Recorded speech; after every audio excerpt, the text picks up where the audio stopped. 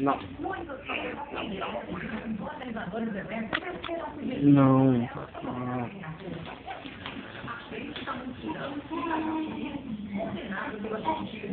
Essa foi a primeira marcha de Jesus que fizemos, orientando os mandaram depois de serem julgados culpados pela liberação de indivíduos de dezembro passado.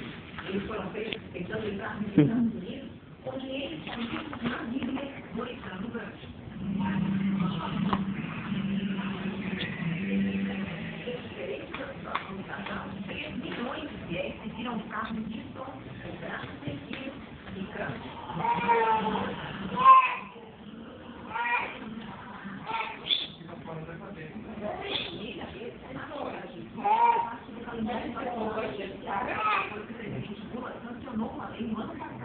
Eu odeio quem faz cocô e faz xixi na descarga, cara. Eu odeio.